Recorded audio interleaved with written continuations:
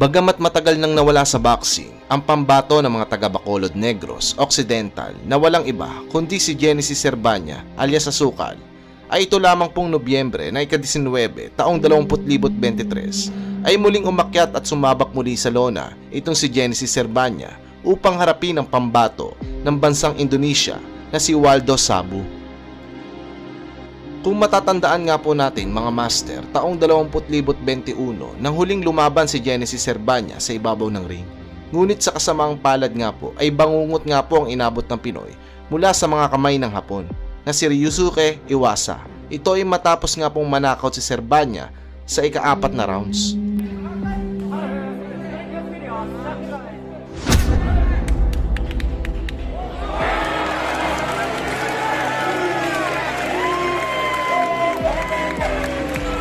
Kaya naman, ang buong akala po ng mga Pinoy fans ay ito na nga po ang magiging huling laban at tuluyan na nga po magre-retiro sa boxing itong si Servania. Sa mga di po kasi nakakaalam mga master ay mahigit 2 dekada na pong lumalaban sa professional boxing itong si Genesis Servania. Taong 2009 po ito na magsimula sa pro boxing. Kaya naman, nagulat po ang lahat sa naturang pagbabalik ni Genesis Servania. Di po nila lubos maisip na sa 2 taong pagkawala nito sa boxing ay magbabalik ito na tila ba isang halimaw at lalong lumakas. Halina't panoodin po natin ang highlights ng pinaka-latest na laban ng alias Asukal ng Bacolod na si Genesis Servania na kung saan nawalan ng malay ang nakalaban nito kaya halos mataranta po ang mga Indonesian team sa nangyari. Sa unang rounds pa lang mga master ay kitang-kita na ang agwat ng lakas ng dalawa. Kumbaga sa unang rounds pa lang ay makikita na natin ang kalamangan ng kababayan nating Pinoy.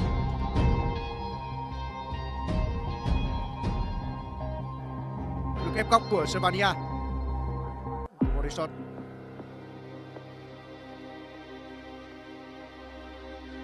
Servania chính là một trong những người như vậy. Là một tên uy tín của boxing Philippines. Cuộc tấn công của Servania lúc này thì Waldo Sabu vẫn chưa cho thấy được tín hiệu tích cực nào. Né được 2 đòn. Rõ ràng là ở từ phía sau còn tay trái của Waldo Sabu. Chính xác của Servania. Hơn 30 giây cho hiệp đấu đầu tiên, thêm một đòn đánh chính xác nữa và Servania đã đưa được Waldo.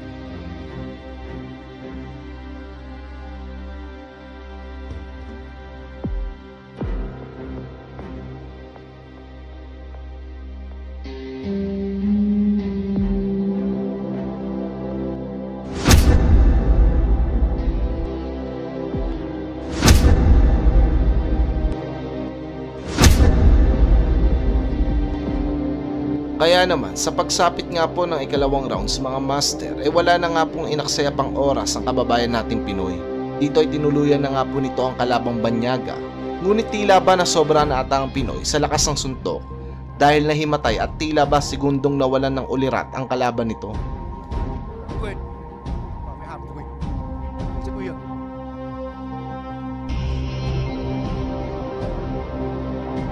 Tay nặng của Servania. Hiệp đầu tiên tổng thống giao đòn của Waldo Sabu đã ngắt cho tay nặng người Indonesia. Gì diễn ra thì có lẽ là sự áp đảo của Servania.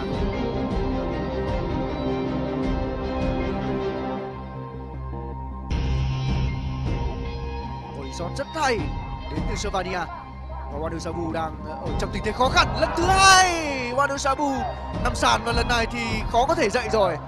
Trọng tài đã buộc phải dừng trận đấu. Knockout cho Genesis Servania. Chiến thắng knockout thứ 17 trong sự nghiệp của tay đấm người Philippines. Và đây là chiến thắng thứ 35 mà anh có được. Vẫn là một Servania rất uy tín. Quá vượt trội. Waldo Sabu không thể đứng vững dù đây mới là hiệp 2 thôi. Và thậm chí lần này trọng tài không phải đến bởi Waldo Sabu không thể gượng dậy được. Waldo Sabu nhiều hơn Servania 2 tuổi. Đầu tiên của hiệp 1. Chúng ta cùng xem lại tình huống knockout của Servania. Lúc này thì Waldo Sabu vẫn đang cần đến sự chăm sóc của các nhân viên y tế. Chính là tình huống mà Waldo Sabu không thể ngừng dậy. Một combo bóc trái và sau đó là cú đấm thẳng tay sau clean shot. Anong masasabi nyo dito mga master sa muling pagbabalik ni Genesis Servania? May ibubuga pa ba ito o sadyang mahina lang talaga ang nakalaban nito? Sama-sama tayo magbugbugan sa comment section mga master. Bagamat nakatikim nga po ng brutal na pagkatalo sa kauna-unahang pagkakataon sa living legend na sina Nito the Flash Donaire, ang tinaguriang assassin ng Philippine boxing na tubong taga Cotabato del Sur na walang iba kundi si Raymart Gabalio. So from there coming back, and then Gabalio fire back. Gabalio goes down.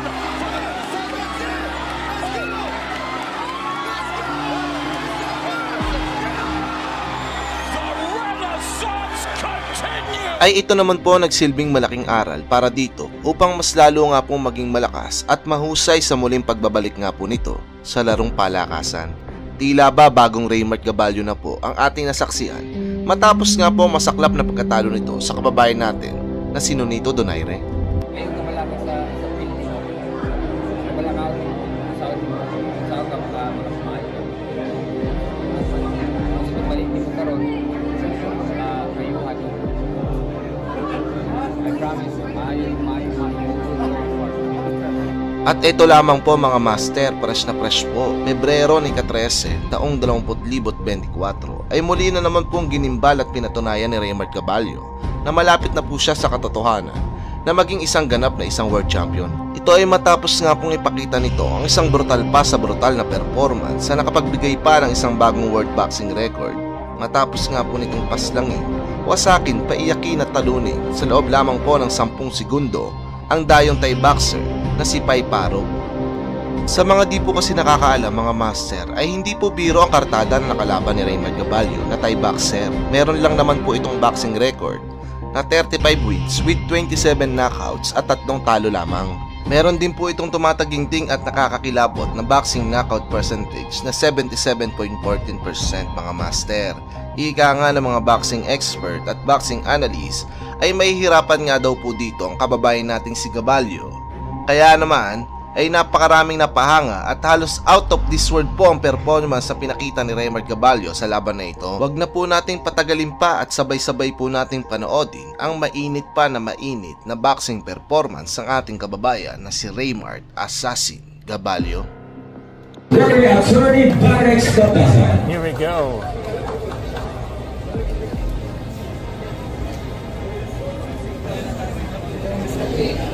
I already gave you your instruction on the dressing room. Okay, next all times. Practice all times. Touch gloves. Pwede na sa niya.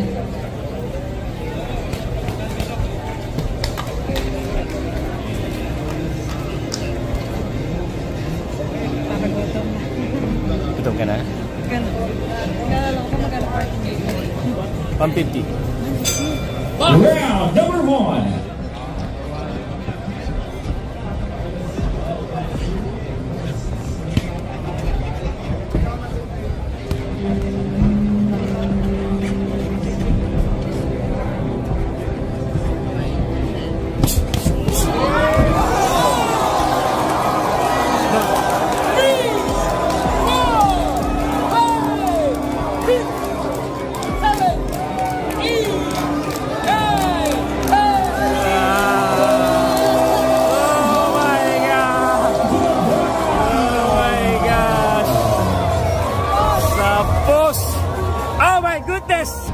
Anong masasabi nyo dito mga master? Pang world class na ba? Konti na lang ba at pwede na kay Inoue? Comment mo yung sagot master at pag-uusapan po natin yan sa ating comment section.